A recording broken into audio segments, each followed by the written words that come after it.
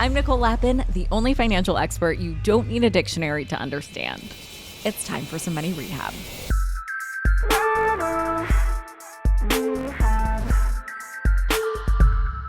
If you thought 2021 was the grand finale of GameStop shenanigans, and I kind of hoped it would because GameStop stock is such a tongue twister, but guess who's back? I'm recording this Monday, May 13th, 2024, and as of market close today, GameStop was up 74% for the day.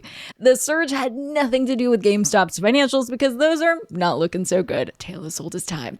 Nope, this surge was all because one guy, known as Roaring Kitty, posted on X.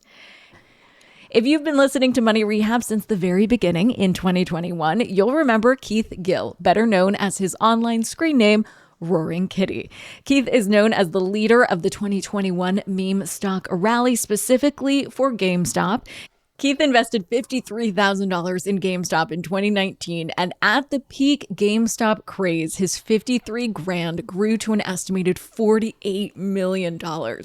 So what did Keith post that sent GME soaring? A thoughtful prediction about the value of the company? Nope. He posted a photo of a guy sitting back in his chair and then sitting forward in an engaged, attentive type way with a video game controller in his hand. The photo leaves the impression that Roaring Kitty is ready to get back in the game. GameStop jumped nearly $4 billion in market cap since Friday, all because Roaring Kitty posted a doodle with no caption. We all remember how GameStop threw the financial world for a loop because before Roaring Kitty, a lot of hedge fund bros on Wall Street had decided to short GameStop, meaning they were betting the value of the stock would go down. But the Reddit thread Wall Street Bets, championed by Roaring Kitty, drove the value of GameStop up, which caused the hedge fund bros to lose a lot of money. Today, I'm going to be talking about, yes, whether or not there are any opportunities for you with this whole GameStop surge, but most importantly, I'm going to unpack the messy business of halting trading, which has become a major plot point of the GameStop story. One of the most controversial pain points coming out of the GameStop frenzy was the fact that brokerage platforms halted trading on the stock due to volatility. And that's exactly what it sounds like. All activity on the stock froze. No one could buy it, no one could sell it. The GameStop bulls felt like the success of their meme stocks represented them beating the finance bros at their own game. But the finance bros weren't playing fair. Even though several brokerages halted trading, the app Robinhood received the most criticism because that app had become a popular platform for newbies, especially newbie traders. So there were a lot of Redditors using Robinhood to trade. Another group that received a lot of hate online was Citadel Securities, a major hedge fund that stood to lose a lot of money in short positions on GameStop. There were allegations that Citadel pressured Robinhood and other brokerages to limit trading in order to soften Citadel's losses. However, later that year, Citadel was taken to court for those allegations, and a judge found that there was no collusion between Robinhood and Citadel. Today, trading was halted on GameStop 9 times. Is this 2021 all over again? Should we be up in arms? Well, no, because this time the type of trading halt is different. There are actually 4 major ways that stock trading can be halted: trading suspensions, trading halts, brokerage halts, and circuit breaker halts. Trading suspensions are ordered by the SEC. The SEC can stop trading for any stock for up to 10 days if they believe it's in the public interest to do so. So, for example, if a public company hasn't filed its quarterly or annual financial statements, 10Ks, 10Qs, the SEC may suspend trading in case the reason these reports weren't filed is because there's some funny business going on. And so they would want would-be investors to be protected. Trading halts, in contrast, are not ordered by the SEC, but by the exchange on which the stock is listed. So GameStop, for example, is listed on the New York Stock Exchange, also known as NYSE. Isn't that NYSE? So NYSE could initiate a trading halt on GameStop. Exchanges might issue a trading halt if a company is about to announce something that would likely affect the stock price, like a change in the overall health of the company, or an intention to merge with another company, or if some damaging information about a company's product is about to come out. Normally, these halts last about an hour, and it gives the typical emotional market a moment to just chill out before taking immediate action. And then there's the individual brokerage's ability to halt trading on their platform at any time. That's what happened with GameStop in 2021 that had Redditors riled up. The truth is, brokerages don't have any obligation to sell a particular stock, so that's the wiggle room when it comes to halting their trades. But the SEC could come after brokerages for halting trading in a way that is nefarious. And then there's the fourth way, the circuit breaker halt. In U.S. stock markets, there's a rule that if the S&P 500 decreases 7% in one day, trading is halted for 15 minutes.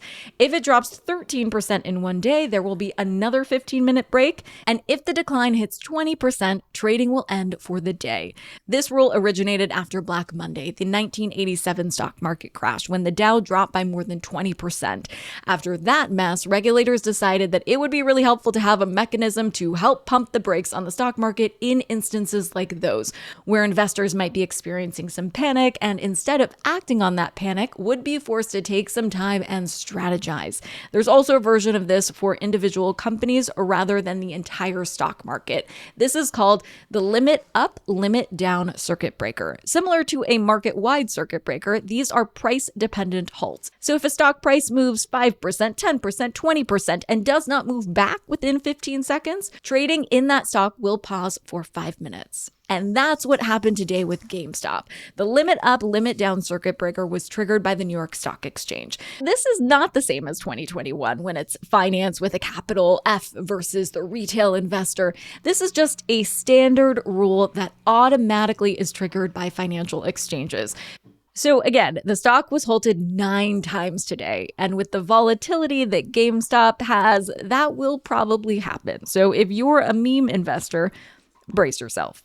If you're thinking about getting into the GameStop craze now, I have some advice from someone who lived it in 2021.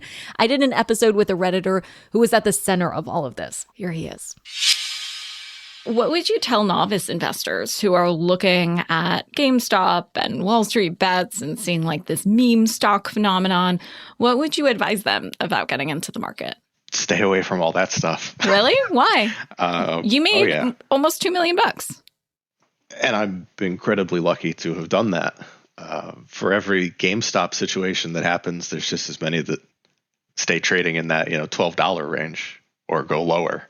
I mean, ultimately, I have a couple friends that aren't aware of obviously what happened here, but know that I've been invested for a while and ask for advice, and it's just dump it into index funds. Start with index funds. Be conservative. You're not going to hit a home run in 6 months and quadruple your money. There's this other investor who really advocates for index funds. His name is Warren Buffett. Heard of him. Yeah. I think he said something like the greatest investment Americans make is low-cost S&P 500 index funds. I don't think he said something about GameStop, but I could be wrong. I'll check the tape. Index funds and chill, baby. This was taken from a full interview I did on the show, which I have linked in the show notes. For today's tip, you can take straight to the bank. If you are risk averse, you want to invest in funds or companies with very low volatility. You can find a company's volatility score on its stock chart on Yahoo Finance or Google Finance or any other company that provides stock tables. And the volatility score will be represented by beta on the stock table. Money Rehab is a production of Money News Network. I'm your host, Nicole Lappin. Money Rehab's executive producer is Morgan Lavoie. Our researcher is Emily Holmes. Do you need some money rehab? And let's be honest, we all do. So email us your money questions, moneyrehab@moneynewsnetwork.com, to potentially have your questions answered on the show or even have a one-on-one intervention with me. And follow us on Instagram @MoneyNews and TikTok @MoneyNewsNetwork for exclusive video content. And lastly, thank you. No, seriously, thank you. Thank you for listening and for investing in yourself, which is the most important investment you can make.